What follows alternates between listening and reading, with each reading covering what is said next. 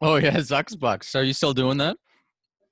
Yeah, apparently my idea was to kill it after 1 week, but then some people started to create a Twitter profile to launch a real airdrop, and so I decided not to. I mean, to let the kids play, and so it's Yeah. still alive.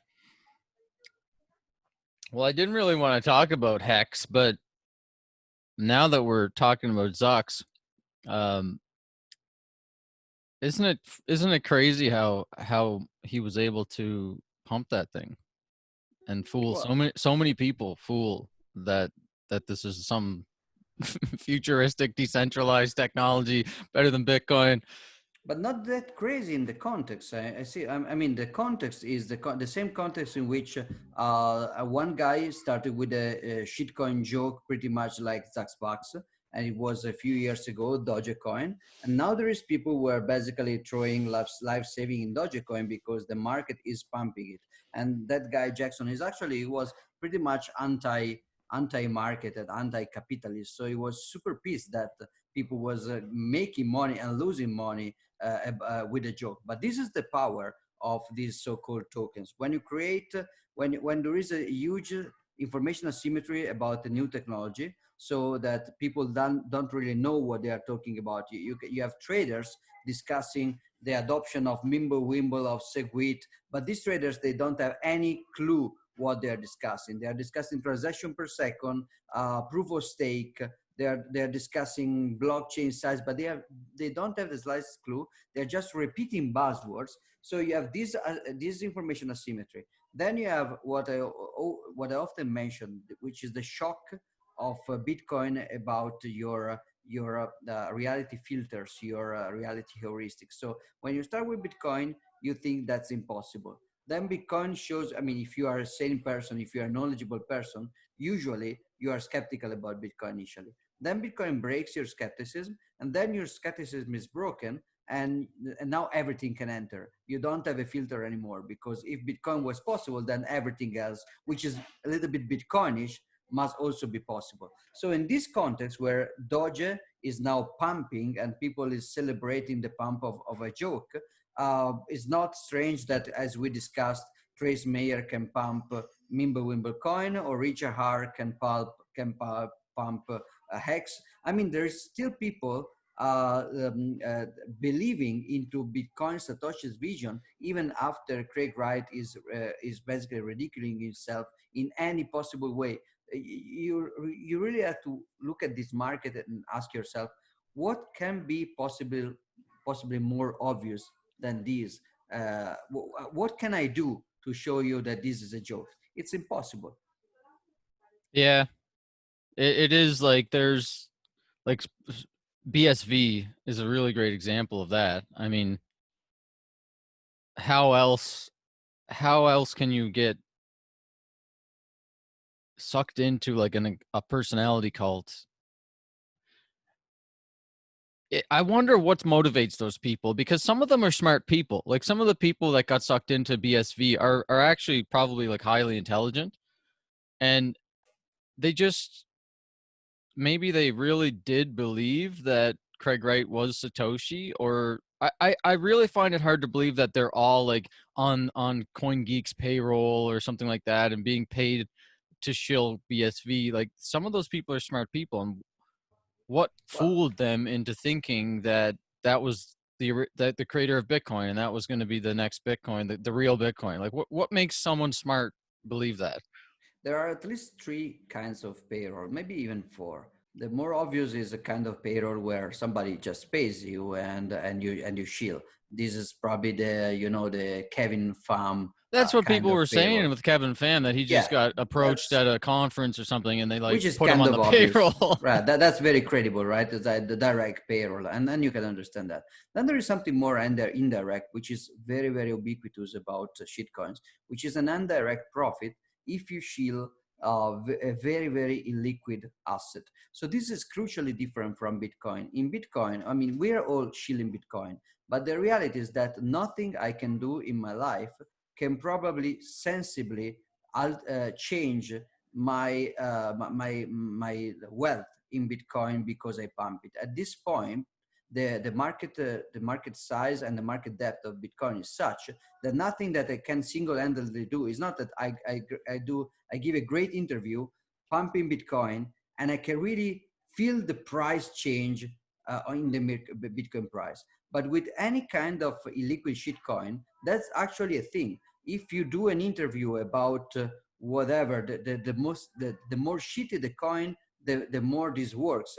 And I mean, Bitcoin Satoshi's vision, BSV, is a very good example of a market cap and a market depth that if you look at the actual exchange, liquidity is basically inexistent. That means that with a single announcement, press release, random rumor, you can single-handedly change the perception of the market. So the pump and dump incentive, which is inexistent in normal forex market, you can, I mean, if you are not the president of the United States, if you are not the CEO of I don't know, British Petroleum, realistically you cannot pump the yen, the renminbi, pump the rubles, pump the Swiss franc, but you can single-handedly pump any shitcoin if you are even at least just a bit visible on Twitter or something. I think So that that's was the like second kind of payroll. that was more like bubble, you know, when it was a bubble, when it was like 2017 or 2015 or whatever. In 2018, 19, I don't think that worked very much. It used to be that somebody could change the logo of their coin and that would send it up 50%, or they would announce a new partnership with Google when really they're just using like Google's cloud service or something. That would send the coin up 100%, or some new advisor joins or something like that. It sends it up 20%.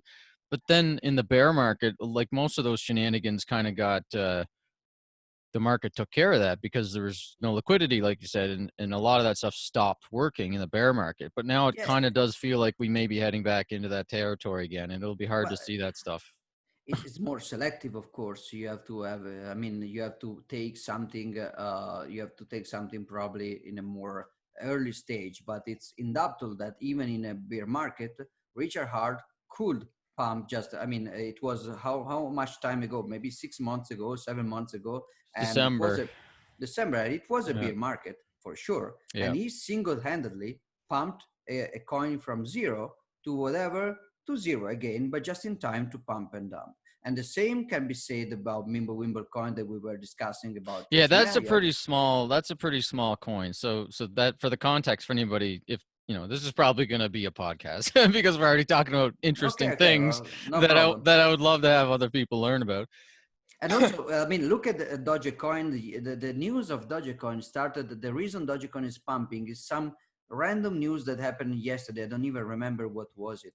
I read that there was some Twitter kind of, or TikTok. TikTok yeah, people TikTok, right? started like a buy Dogecoin, and if it gets to $1, we'll all be rich. And then, but then Yeah. also Scott Melker, who I've had on my show before, he's an altcoin trader, and he's got 100 and some thousand followers, and he tweeted that he was buying Dogecoin, and then between the TikTok thing and maybe him and other influencers tweeting about Dogecoin, it went up 30%. So you see, it still is not as efficient as in the bull market, of course. In the bull market, every kind of stupid thing you did, you could pump everything. Now it's more subtle. It's more, there is more friction, but still, it's still a reasonable thing to do, and it's another kind. So you can find a guy who is smart, who is maybe not on the payroll of Calvin Ayre directly, but he has vested interest into pumping a shitcoin, which cannot be said for Bitcoin. There's a very interesting point is that some people, some shitcoin apologists, they consider this argument symmetrical. I mean, you are just pumping your bags, I'm just pumping my bags. But the argument is not symmetrical at all because Yeah, the if assets I aren't the same. yeah, the assets are in the same, liquidity is in the same. If I think that Bitcoin is going to go down, it's not a problem for me. I can easily sell Bitcoin in order to buy a shitcoin. So that my idea informs my decision to keep Bitcoin. It's not my the fact that I must keep Bitcoin that informs somehow my idea about Bitcoin. With the shitcoins, that's not the same thing because with shitcoins, you cannot easily sell if you are a shitcoin pumper with huge bags. There is no liquidity to sell those in order to acquire Bitcoin. Yeah, You you have to have make the first to market pump it. yourself. Exactly. Which So is there the is huge argument that you were asymmetry. using, that you were saying that what Trace did was immoral because he was like trying to create a market for Mimblewimble coin so that he could exit and dump on maybe noobs or people that he influenced towards Yeah, Bitcoin. precisely. What I didn't like about Trace was especially that he did this, but this is also what Richard Hart did. It's not different. It's a typical shitcoin move. So that's, I mean, I don't like it. It's not about trading shitcoins. I find a shitcoin trader quite honest, because when you're trading a shitcoin, when you buy, what you're saying to the market is, I think this asset will go up. So if you buy a shitcoin, you think it will go up, and you are being honest with the market. And when you sell it, what you're telling the market is that I think this asset will go down. So a pure trader of shitcoins, I think it's completely honest with the others, because it's giving signals that are consistent with his knowledge. The problem is that a pumper is not a trader. A pumper is somebody which is buying and then giving a false signal to the market, a signal that he knows it's false, in order to be able to sell, while at the same time is saying the other people to buy.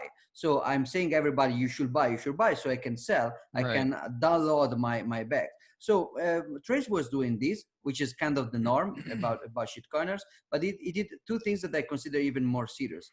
The second thing was, he prepared this pump with months of false propaganda about CoinJoin. There was something really strange about the way the Bitcoin handle and Trace in general were discussing CoinJoin. It's true that CoinJoin may have a risk, like you use CoinJoin and your account on an exchange get flagged. That's a risk, that's a cost that you may ponder. But it's also true that first, there is another symmetrical risk, which is you don't do CoinJoin, and now people within the exchange can know everything about your future and past expenses, which is a risk for your personal security as well. So it's not that not conjoining and leaving everything traced is not a risk. It is a So risk. And let's also give that, let's give a little context first, because we're kind of in the thick of that. For someone who doesn't is listening to this, doesn't know what we're sure, talking about. I was influenced by Trace Mayer. I got into Bitcoin in 2011, and he was one of the people that I started to watch on YouTube and at conferences and all that stuff. Roger Ver, like Stefan Molyneux at the time, was talking about Bitcoin. Jeffrey Zucker, whatever, the guy that wears the bow tie, Tucker, Jeffrey Tucker, Tucker. Yeah. Andreas Antonopoulos, all these folks, even Brock Pierce and all these folks that were influential to me as a Bitcoiner, because I was into gold, like trying to figure out like what this fiat money is a scam and I want to find something else. And Trace was one of the guys that made the most amount of sense to me. And like he always came across to me as a little bit like egotistical or a little bit weird, but I think I just got the hunch that he was just like Mormon or something, and that he was just like had a weird conservative upbringing, and that's why he was weird like that. But I liked everything he was saying. Maybe true, maybe true. And what he said made sense. I mean, it's not that the fact that you are a scammer now cancels what you did before. I mean, Yeah. even Roger, I mean, Andreas was enormously influential before receiving a lot of critics about some Ethereum sympathies, but he was enormously instrumental to Bitcoin. And even in a way, even Roger Ver at the Yeah, very Roger beginning, too. yeah, was. I I mean, the Roger I blockchain info wallet was a great product at the very beginning. So Roger was always to me like, I'll tolerate this guy, but he always, you could always see through Roger, like he's either hurt or like there's something ego hurt about him, that he always seemed like he was in a battle with somebody or something, and it was always about his ego and what I'm going to do, and what, I'm a millionaire and like I'm successful. And anyways, it just Roger, well, I I was agree like so at much. arm's length of Roger. I was like, I mean, so much that I think that Trace was. I'm convinced that Trace was trying to make money out of the pump and dump, and Richard was trying to make money. While what I think is that Roger Ver lost more money than he made out of the Bcash pump, because I think that it costed him a lot to whatever he did, including mining at loss against BSV and paying people on Twitter to shield. He invested a lot of money in order to, including the money that he used to buy Bcash before Bcash collapsed in value compared to Bitcoin. So Roger probably is losing money in order to prove a point about his ego.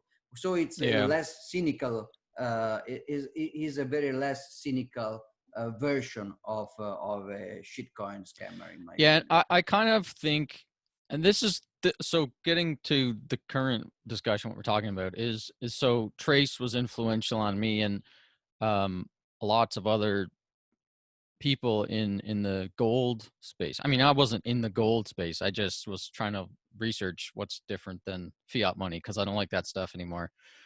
And Trace was very influential, and I always heard him. When he came up with those 7 network effects, he always talked about fungibility, and he was consistently on the right side of the argument. He was for no 2x. He was totally on the right side of the BCH argument. He was on the right side of the shitcoin argument, the Ethereum argument. Like, he was always seemed to be like consistent with his principles, and he was always upfront with people on interviews and stuff saying, I'm a capitalist, I'm like a profit maximalist, Bitcoin is the best thing right now, I think nothing else and is going to be able to compete with Bitcoin because of these 7 network effects, and one of them was fungibility. And then he was very bullish on backed, and talking about rehypothecation, which is when banks and stuff can do fractional reserve and lending out their asset, and then the asset actually, there's more of it in circulation than actually exists. So banks like rehypothecate assets, but with Bitcoin, with cash, with Bitcoin settled uh, futures with backed, there would be no rehypothecation. So Trace and Caitlin Long and them were always talking about how this is going to be like the black hole that absorbs finance because there's no rehypothecation. And then with the Wyoming laws that were being worked on with Trace and Caitlin and that team, like working on the Wyoming laws, it felt like Trace was genuinely honest about all that. And then backed launched and rehypothecated, and they started rehypothecating, and Trace commented on that, and it kind of felt like he lost a little bit of his spark when backed launched and started rehypothecating. And then the laws passed, they got the Wyoming laws passed, and all the shitcoiners started moving to Wyoming. And so then they started the Avanti or whatever it's called bank, where then it's like not just Bitcoin, it's for anybody, any coin to be able to come and use these laws. So at the same time, it was like, it felt like maybe to me anyways, maybe I'm too naive or gullible and I'm trying to give Trace too much of the benefit of the doubt. But it felt like to me, it was like maybe Trace was just making a valid intellectual argument that if you're not doing anything illegal, why would you coin join? Because right now, even though every coin should be tainted, in my opinion, I think if everyone's tainted, there is no taint, and fungibility is the best thing that we want to work for with Bitcoin. So I personally do coin joining and mixing, and I'm not doing anything illegal, but I want to see every coin tainted. I love what Bull Bitcoin is doing. They're like mixing by default and all that. I wish every exchange did that. But the reality of the situation is different. And if if you get mixed up with those Ponzi coins from that massive Chinese Ponzi or something, because they're trying to mix up all their coins, and then why would you put yourself in that scenario? The thing that breaks my logic with the Trace thing is like, why Mimble coin? Like, it's a stupid shit coin. Why not Monero? Why not Grin? Why not But even something that, else? but even if Monero, so there are several points here. The first point that you made is that maybe the Trace Like, was maybe he honest with. actually lost his maybe he actually fundamentally doesn't think Bitcoin is the thing anymore, and Yeah, he's just maybe intellectually being honest about it and thinks Mimble is actually the new coin, but has so none of the other the network effects, like the other there are a 6 lot of network effects. there are a lot of logical jumps from the first sentence to the last. The first sentence may very well be he may have lost confidence about Bitcoin. He may also have lost a lot of money. Maybe if he was very long in the scenario of the post backed super pump. And then we had the correction. It was a huge correction from 19,000. So he may have lost a lot of money and confidence. And that's extremely possible. But from that to Mimblewimble coin, there is a huge amount of logical steps. The first one is about fungibility. If you think that the fungibility network effect for Bitcoin is going, you have to encourage and incentivize coin joining to recover it, and not before you scare people from it. And as I said, the reason that the point about coin joining doesn't make any sense is that even if you are mixing, even if you are conjoining, yeah, if you really want to prove somebody that you are not, if you want to prove the origin of your coins, you still can prove the origin of your coins. For example, you can save your Wasabi or a Whirlpool or a joint market transactions, and you sign with the original keys of the input, and you can prove any judge wherever that you were owning those coins. Do you So think the people idea do that that though? I mean, I don't no, keep mine. they I don't, I don't do that. but they don't. But the answer that since somebody could ask you, why are you preserving your privacy, then you have to give up your privacy entirely. That's entirely crazy. First of Yeah. all, because this is a public network. This means that you're not just giving up your privacy to the regulator, which can be bad enough, because the regulator can be the North Korean government, can be the Venezuelan government, can be the CIA. The regulator can be nasty with you. The regulator will persecute women in Afghanistan for having a bank account. The regulator will persecute people like Ross Ulbricht, letting them die in prison for a website. So the regulator is not your friend. But even if you think that he is, leaving your entire financial life exposed on a time chain with easy access for everybody to link everything you do with your KYC identity, that's not leaving your security exposed to regulator only. That's leaving your security exposed to any kind of harasser, ex-wife, ex-husband, business competitor, hater, crazy kidnapper. Everybody can know exactly what you're doing and what you did with your money, which is just a tragically bad security and a risk. So encouraging people to do that, to stop caring for privacy is very bad. It's like people saying, "Oh, the internet privacy is not great because there is a But do you lot of do you problem." think though, So honestly people, though, that do you think he was actually trying to tell people don't use it? well, Or it was is. he just trying to say these are the risks? I'm not using it because I have clean coins, so why am I going to bother mixing them up with potential Ponzi coins? I Well, felt like but he was just saying that. I didn't think like he was saying CoinJoin is bad, don't use CoinJoin, nobody should use it. I just thought he was saying I'm personally making the risk to, Well, or let's say using the he selectively omitted any specific risk of not conjoining, which is actually all the risks I'm talking about. The global risk for the fungibility of yeah. Bitcoin, the personal risk for the loss of privacy of your transaction, and it was selectively also reinforcing the still that they could go higher, but they're still kind of mild risks if you use Bitcoin, which is basically Binance Singapore will flag your account, which for me just means that you should just say fuck you to Binance Singapore and move your coins to Bull Bitcoin or to other services that will not only tolerate but even incentivize CoinJoin. Man, Because this I stuff mean, is like I'm getting all like tensed up. My shoulders are all locking up. Like talking about this stuff is stressful. yeah, well, it should be. It's financial privacy. It's very dangerous. It's not a joke. But anyway, let's assume that CoinJoin is super dangerous and is super broken. I don't think it is. I think that the alternative of not using best privacy is crazily dangerous. But let's say that CoinJoin is more dangerous, which is not the case. How can you possibly think that the answer is an altcoin? You Yeah. said why Mimblewimble coin, but even if you talk about Monero, I mean Monero is a serious experiment. Monero has a serious technology, has a decent community, has a serious development, but even Monero has a basic point in this debate, which is if the exchange is going to ban you from conjoining Bitcoin, the Right. exchange will just going to ban you deposit or withdrawal in Monero. It's as simple as that.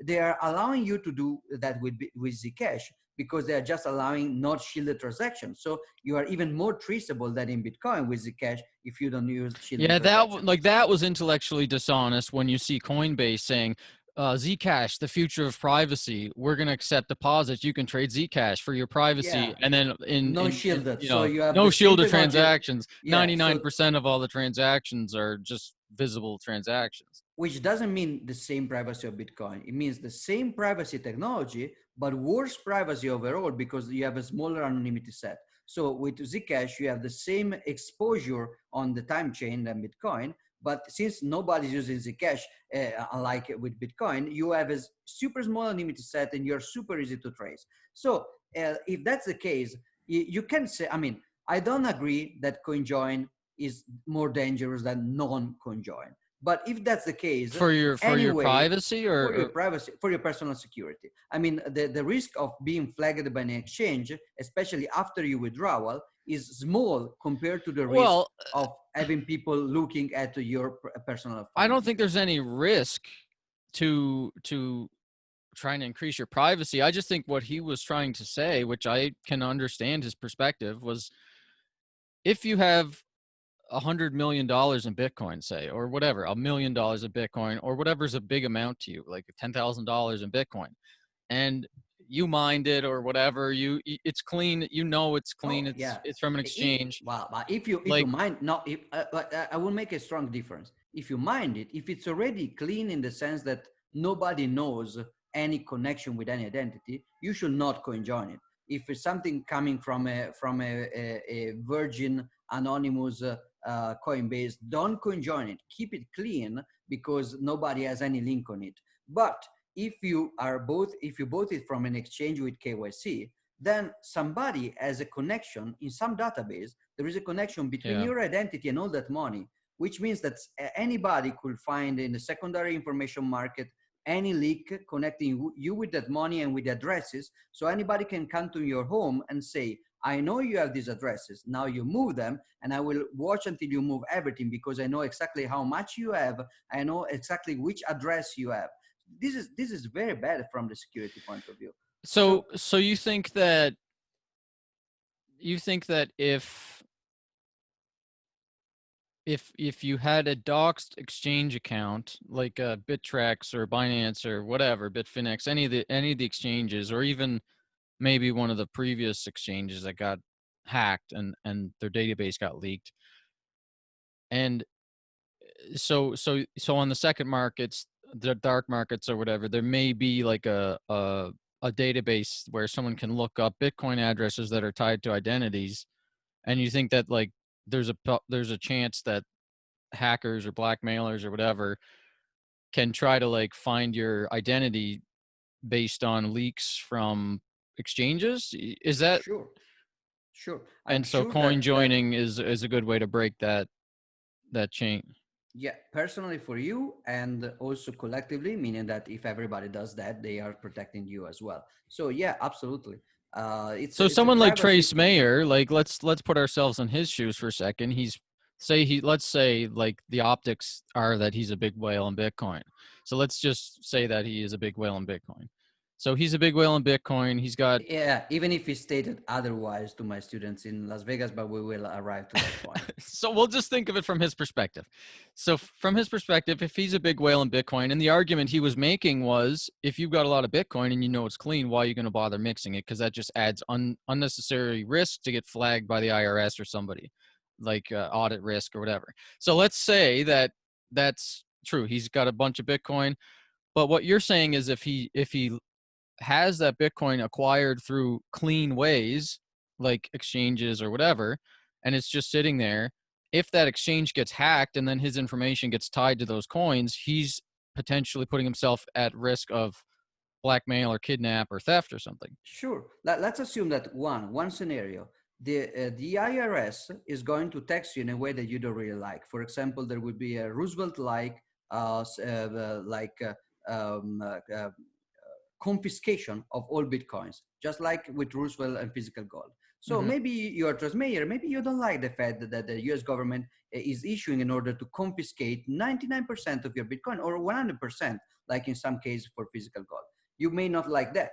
Or you are okay with confiscation by the government, but you are not okay with confiscation by the kidnapper coming to your home. So either way, what is better? to give up privacy entirely to everybody, or to keep your privacy and then selectively disclose your transparency if you want. So you coin join, you keep your seed, your Wasabi seed, your join market seed, and now with the help of any consultant, you can easily show, if you want, to the IRS which one was your input in a this and that round of coin join. So you can still prove things if you want, but the power to disclose now it's to you. It's just like, but if you think about that applied to anything else, let's imagine a browser that is shipping without HTTPS, because otherwise maybe the NSA is going to be concerned about you. I mean, that's crazy. Just use HTTPS, and if they ask you, you can just give them your computer to look into your browser history or whatever.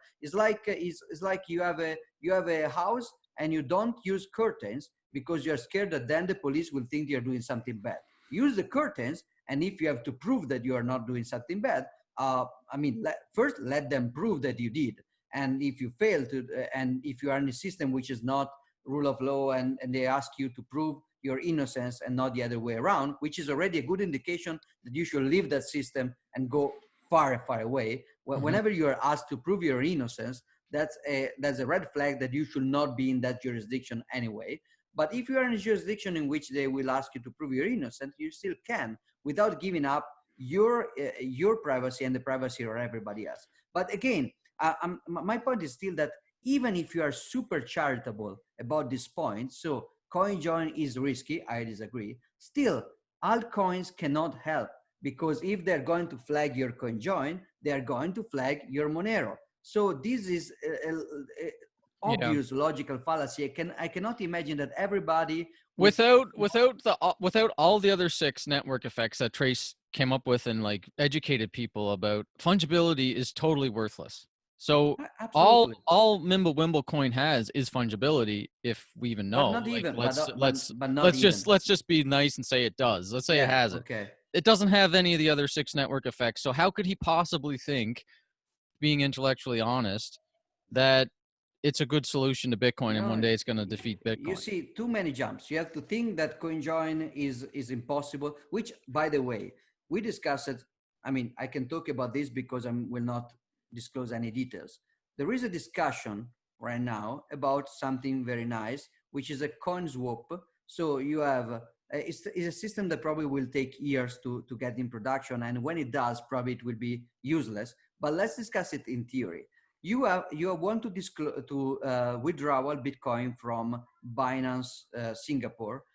Instead of withdrawing them in your Wasabi wallet, you withdraw them in a pool of white Bitcoins and use CoinSwap trustlessly to get some black coins into your Wasabi wallets, and then white coins into this pool. And then when somebody else is depositing on Binance Singapore, they will just use the same system to coin swap, and what Singapore Binance will see is just coin moving out from Bitfinex to Kraken, from Kraken to Binance, and they will never touch Wasabi, and other coins will just move across Wasabi wallets, and they will never touch exchanges, and still you will have a total trustless exchange because of CoinSwap. So there are systems, if we want to put them in place, that will allow people. I mean, right now, censorship because you conjoin is not a serious issue. It happened to like 3-4 guys. It's still a very, very early issue, has not really yet set in stone. I don't like even using that word clean coins. Like I feel dirty saying that, because I don't think there is a difference between Coinbase coins that are just freshly minted or coins that are being used. I mean,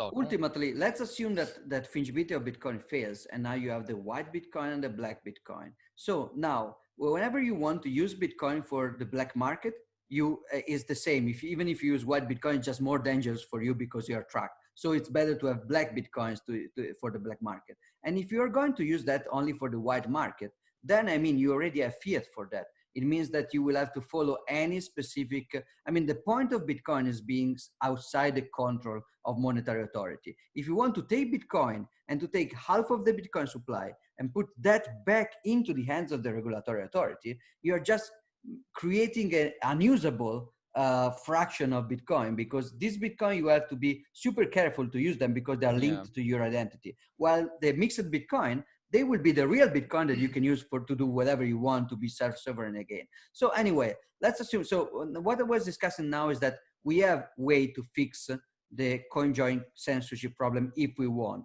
We Mm-hmm. don't really want because it's not so serious yet. But if Yeah. it becomes serious, there are very few smart ideas how to fix it. So the logical jumps are: CoinJoin is broken, is bad. CoinJoin is broken, is bad, is risky. Altcoins can fix it, which is a lie, which is not true. And of all the altcoins that I could use to fix it, I choose an absolutely unproven, crazy new stuff, and not even at least the established version, which is green, which is already, I mean, the technology for privacy of green is literally unproven, because in order to have privacy, I mean, it's a little bit complex, but the point is that privacy in Mimblewimble is not obvious. It's a kind of tricky thing. Mm-hmm. So you don't even use green. You even use the clones of green like Beam or whatever. You use a new coin that nobody heard about, that you just pre-mined, or somebody pre-mined very, very close to you. He said to American Hodl during Unconfiscatable that he was the guy holding all the pre-mine, that he was the Mimblewimble coin whale. So Really? you see, yeah, he said, so the dynamic That's was so that, that's so disappointing to hear this stuff. yeah, it is. There is, it's not that people were particularly aggressive with him, but even the other thing that I think was tragic Like is, he do has you go, well, I mean, who would go, Richard Hart would be smart enough not to go to a Bitcoin maximalist conference, which is 99% centered about teaching people about shitcoins and scams, and using that as the perfect place in order to yeah, make it almost proselytism. it That's almost felt crazy. it almost felt like he was doing it on purpose. He was either just totally intellectually honest about it and had a shift in mindset and really believes this is the thing and thinks for some reason he can create the other six network effects like Roger Ver Well, is trying to do with if that's the Bcash. case, you can say that on stage during confiscatable, and get your dose of booze, instead of keeping Yeah. talking about Bitcoin, and then approaching private individuals during the party. These individuals were not even other speakers; they were my students of a Bitcoin 101 course. So the three individuals that he targeted were individuals that I know for a fact were paying money to learn about Bitcoin for the first time. So it's not that he tried to target me or Tone, or he target these individuals, giving them this little ticket with like promises of increases in value. And when one of these guys asked him, he asked him, okay, I understand that you are selling me that this is a new Bitcoin, but you still have a lot of Bitcoin, right? And he said, it was not super explicit, but he smiled like saying, I sold all my Bitcoin for this Mimblewimble coin. Yeah, it's like So a used car salesman tactic, yeah, exactly. which And it was not done in public, it was which done makes in me think private. like, okay, so did he was he then trying to, is there something else maybe that's going on, that he's trying to like make it appear like he's coming out of favor of Bitcoin and he's trying to like make it appear like he is a shitcoiner now and is just disappeared and like Yeah, that well, that seems like the other likely scenario to me, like he just committed harikari, that's the Bitcoin most harikari. charitable scenario in absolute. And in that case, what I'm doing by exposing him is just helping him. So he will be super happy about my contribution to his tactics. Because if he wants, maybe with the IRS and everybody, he wants to separate his Bitcoin face from his normal face. He wants to fall in full disgrace and not be considered anymore. So you make a huge scam. You do that in a conference where you know that you will be called out, Yeah. and so it's very Machiavellian. It's very schemy. But if you pull that off, then you stop answering forever on Twitter, and you don't answer to clarification requests. You don't clarify. You don't answer. You don't defend yourself. You just disappear. Then nobody will really remember you as a whale. Maybe. So that's a possible charitable option. The nice thing is that even if we think that, it doesn't change the way I should react. The way I should react is still very pissed that you choose to do that, to my students during the party in which what I find inconceivable is that in that party, it was like the scam the scam, The Scammy Awards. Scam Award. Thank you. So we are mocking scams, teaching people to loud about scams, and you are on stage, and you have two choices. You can be a scammer, you like Richard Hart. You will make more money than me, but then you will lose some reputation. You can be a maximalist. You will make less money and you will be attacked because you're close-minded, you're annoying, you're a bad person, but at least you will keep some integrity. And you cannot do both. You cannot show up, be on the stage while mocking shitcoins, and the same party going to sell shitcoin at the people in the public. That's crazy. Well, the way that you can do it is what you said earlier. You can be a Bitcoiner in the streets and a shitcoiner in the sheets. Like you can, you just don't shill your shitcoins to noobs and don't promote shitcoins. Like it's the same as it's trading forex currencies exactly. or But even pink sheets. I speak ill of the fiat banking system. But if I can short the state bank that is failing for the seventh time in Italy, Monte dei Paschi di Siena, I will short that. I will make money out of. If I have an opinion, and this opinion predicts that some stuff can go up or down, even if it's garbage, I'm honest that's my analysis. For example, I can be a guy during the dot-com bubble, and I can say, guys, this is a bubble. It will burst. Now I will buy a lot of garbage, and then I will exit because I think it will. So I'm helping the market if I'm doing that, because basically I'm buying when it's underappreciated. So I'm helping it reaching its maximum, and then I'm selling. The point is literally about lying. It's about saying something that is not consistent with your internal strategy. So I'm going to have to think more on this. I mean, I struggle with this all the time with the people that I looked up to in the space that I see them doing things that are like counter to Bitcoin. Like what Andreas with his Ethereum books and is talking about Ethereum, but like trying to make it disconnected from the ETH coin. Like he doesn't talk about the ETH coin, he talks about Ethereum, but 90% of the people that hear him talk Ethereum think he's like saying go buy ETH. It gets used by justification. That's the point. What I really hate about shitcoins is that at least in this moment in time, even if you are in the bear market, it's still the case that you cannot really talk about them innocently. So you cannot really make the case of. I remember there were some groups in Italy, some like Telegram groups, and somebody asked me about IOTA, and I said, literally, it's a shit coin. Stay away.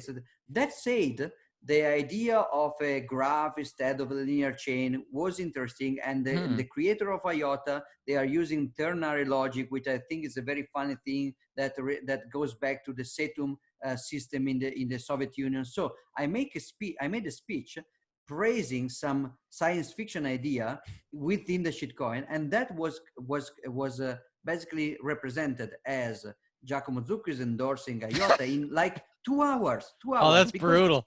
So you can't even have an honest conversation about it, or you'll be misrepresented. There is a strong interest to use whatever kind of affinity reputation you can to promote your stuff. So even if you're saying it's just the technology, is not the coin, somebody will use that in order to pump his backs. And as long as that's the case, I think that the best heuristics is really the maximalist heuristics, which doesn't mean that literally everybody is an evil fraudster. But it does mean that when you touch shit coins, eventually the incentives are such that the situation will degenerate. Like I have also a lot of clients, consultancy clients, and they were like, I'm creating a token, but this token is not really a shitcoin because, and they make a very complex explanation about why this token is not that bad.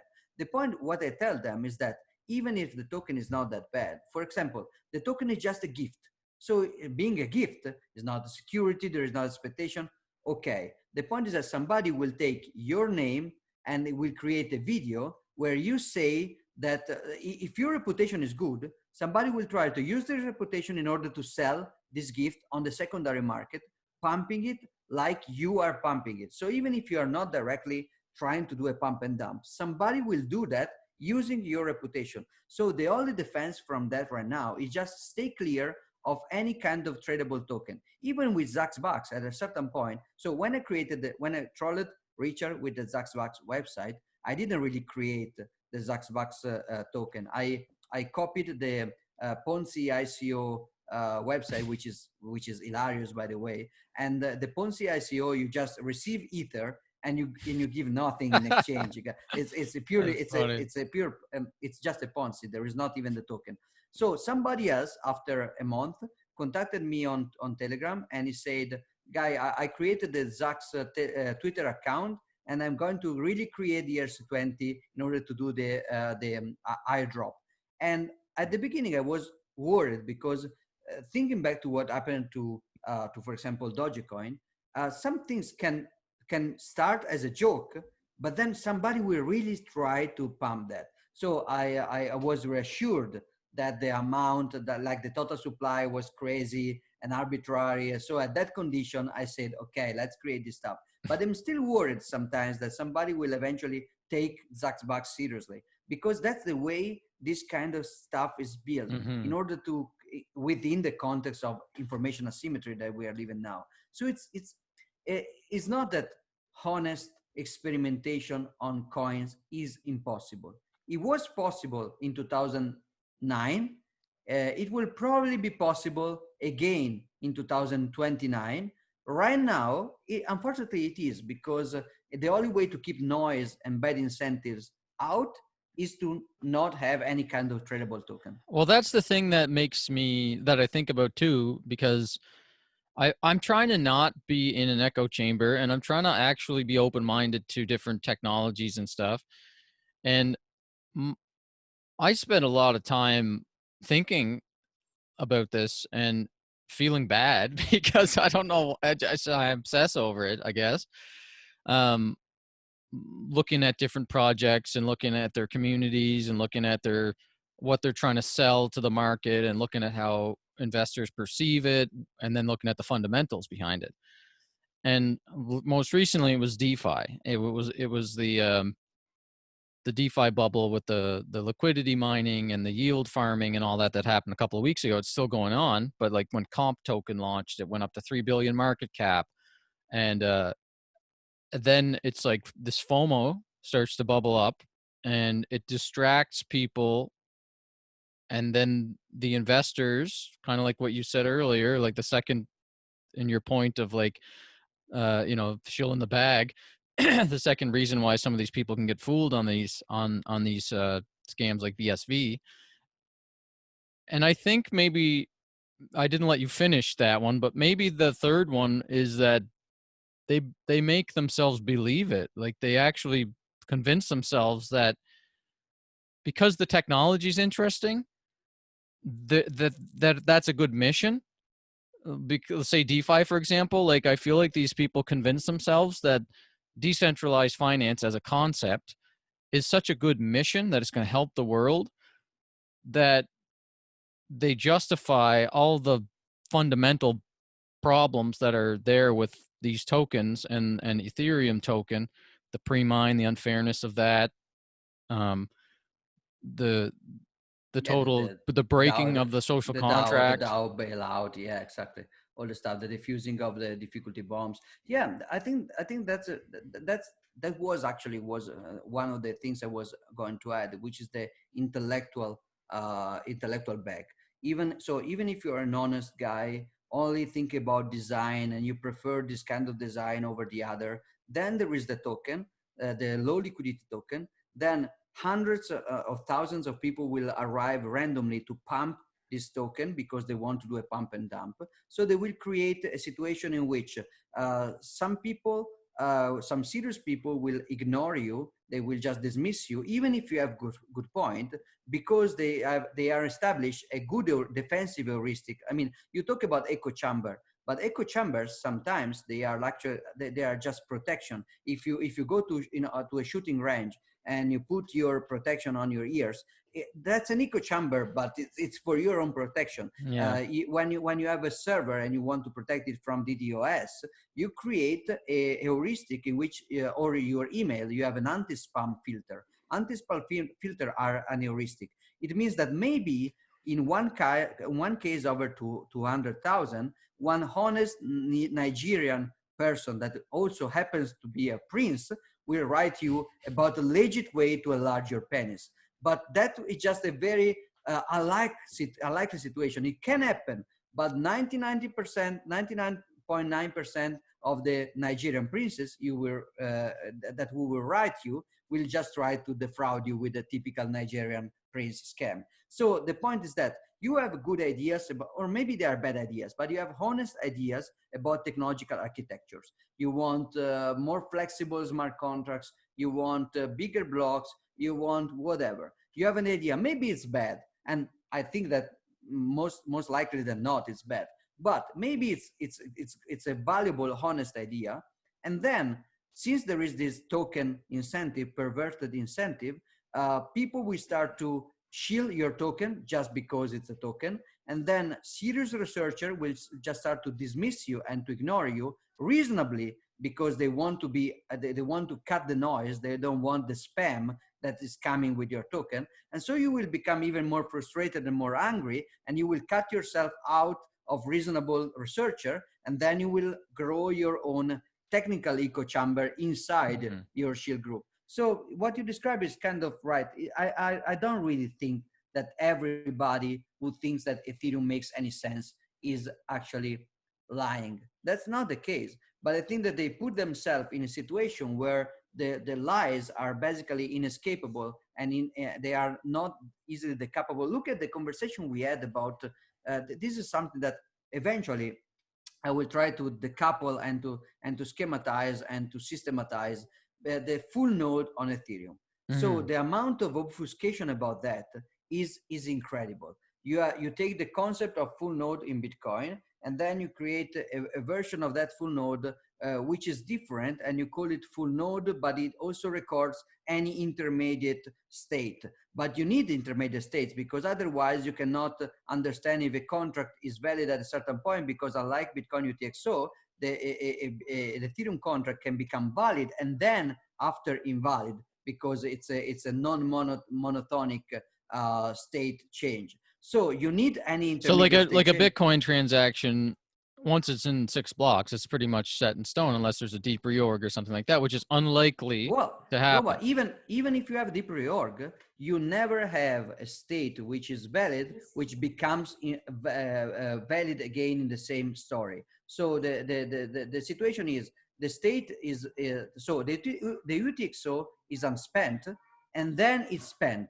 Right. If you have a reorg, you just rewind the timeline, but you never have something which is spent, which becomes unspent again. In a more complex account-based smart contract, you don't have this kind of monotonic situation. So the only way that you have to physically validate everything, so the consequence of this is that you cannot easily parallelize validation. So in Bitcoin, you have this sequentiality. So you just split the UTXO set and you just validate in parallel, because you can. In Ethereum, you can't, because the point is that something can become invalid again over the future. The parallelization, I kind of lost you there. So parallelization in Bitcoin, are you talking about when blocks are being confirmed?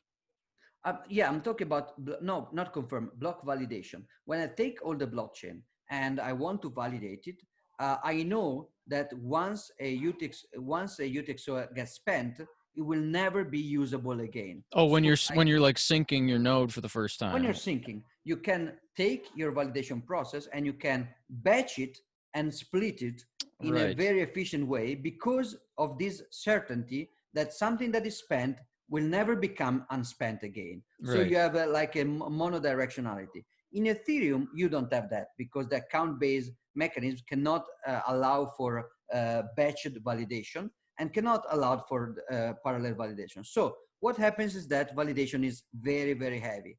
Being very, very heavy, you need all the intermediate states. But then with all the intermediate states, the blockchain becomes giant. So now you call full node a full node without intermediate states, and you say that the full node is just the same of Bitcoin full node, and the Yeah. archive node is just the same of a block explorer, for example, Bitcoin, which is literally true. I mean, saying that the archive full node in Ethereum is like the Bitcoin full node plus an explorer is true. But the point is that the Bitcoin node doesn't need an explorer to validate the history of your asset. It just needs a full node, while the Ethereum full node cannot really, from the performance point of view, validate everything. The way they validate everything is using an archive node. And sometimes they don't, but they use an assume valid, so they use it. And so I don't want to enter the details because the details are still confusing for me as well. What I know for sure is that any word in Bitcoin gets resemantized even by honest people. The people we were discussing with on Twitter, I found them mostly in good faith. I found them mostly trying to truly explain you Yeah. something that was happening. The point is that the terminology in Ethereum was, I think, somehow purposefully complicated in a way that make it very, very opaque, because that's the point with shitcoins. You have to pump, and so you have to. Yeah, it's hard to disintermediate the core tenant of a blockchain and Satoshi's creation and the invention of blockchain, the invention of Bitcoin. It's hard to like just separate the. I mean, when you're an investor, when you're a noob in the space, when you're a newbie and you're just hearing about crypto and you're hearing Bitcoin's going up and I just want to Google buy Bitcoin, and then you see Ethereum and all these other things and you're like, oh, these are all the same conversation. I should get this one, it's cheaper. And then it's hard to really go and look at it and then understand that Bitcoin is decentralized as a core tenant and censorship resistant. And a full node is important because it's sovereignty. And a full node in Bitcoin allows you to actually, like cliche, be your own bank. Doesn't mean you have to, but the threat that you can do that is what keeps Bitcoin valuable. And Ethereum, the narrative is, look at all these interesting smart contracts. It's kind of like Bitcoin because it has nodes. You can run a node just the same as Bitcoin. And but you can do DeFi, and now all you can put Bitcoin on Ethereum, and like, so then therefore buy the ETH token because it's cheaper than Bitcoin, and it's going to be like opening up the entire world of uh, of of finance, like the quadrillions of dollars of derivatives and synthetic like assets are going to be on Ethereum because of DeFi, and you can do it all on a full node just like Bitcoin, so it has the same properties as Bitcoin. And that's the thing that's like, I try to intellectually be honest about the technical side of Ethereum versus the technical side of Bitcoin, and then also the ETH token and the BTC token. And it's tough because the BTC token, like the Bitcoins, are such a different product than the ETH token. And the ETH token should be looked at like AWS credits or Amazon stock, or like a stock, right? Maybe a bit of decentralized network properties in there, but Bitcoin is a totally separate thing. So it just triggers me when I hear smart people and investors saying Bitcoin and Ethereum as when they're talking about cryptocurrencies. Like, oh, you should get some gold, you should have some Bitcoin and Ethereum. Like, no, you should have stocks in Ethereum Yeah, and you should have absolutely. Bitcoin. You should have gold in Bitcoin and you should have stocks in Ethereum. That's the kind of But way that I think well, about it. and I'm not entirely. I'm not really convinced you should have stock in Ethereum, because the No, point is that I don't stock. think so either. I don't I mean, recommend having the any. cost the cost of stocks is legal compliance. That's the cost. So you have to be a certified KYC ML qualified investor. That's the cost. The technological platform is irrelevant. If you have to add the compliance cost of being a qualified investor, blah blah blah, plus the bother of downloading an Ethereum wallet, that's not an advantage. That's just an additional friction that you have to do. So I don't think that you. I mean, the reason that maybe you will have stocks on RGB, I hope so, maybe in 20 years, will not be because it makes sense to have stocks in RGB. If it will be just be because everybody already is using Bitcoin for Bitcoin itself. Mm-hmm. And so everybody already is using tools, libraries, software, hardware, keys, infrastructure. At that point, using the same stuff for stocks is just a cost saving, but only after, it's like, imagine that you have a private internal company portal for digital portal for your employees, and you are in 1995. And now you have to think that you have to adopt the open internet. So you adopt a web portal, but then you create a closed web portal only for your employees in 1995. That doesn't make any sense, because if your I'm purpose gonna is to keep have, listening. I just sure. gotta roll my back out. Like this stuff is actually causing me so much stress in my back talking about this and thinking Oh, about it. actually, I really have, I really also have very few minutes left. Okay. So feel free to do whatever exercise you have, but I I'll have to. hang upside down on there while you keep talking. Okay, sure. So my point is that in 1995, you don't use the internet for your portal. You use a mainframe. And that makes sense because the internet is useless for your controlled, permissioned, closed use case. You want control, you want protection. So you don't want the internet, you want a mainframe.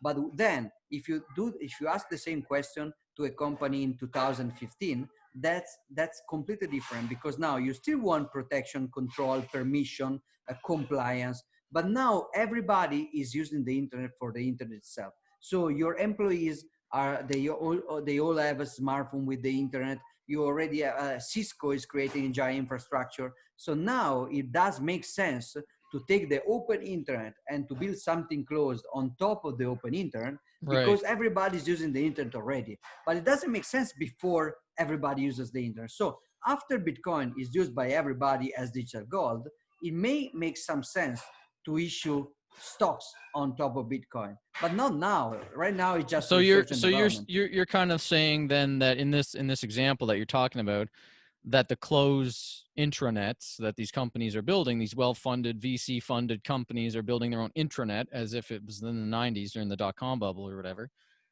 And then, like, I think Bill Gates was trying to compete with the World Wide Web or something. He was trying to make that work versus the internet, like the open internet. And so you're saying that like Ethereum and Consensus are like the private companies building the private networks, there's a lot of funding and a lot of development resources and all this stuff going towards building these things on Ethereum, but that the Bitcoin network and Bitcoin is the internet, and it has the Lindy effects, and it has the users, the most usage, it has the most chance of becoming the real open blockchain that everybody ends up using.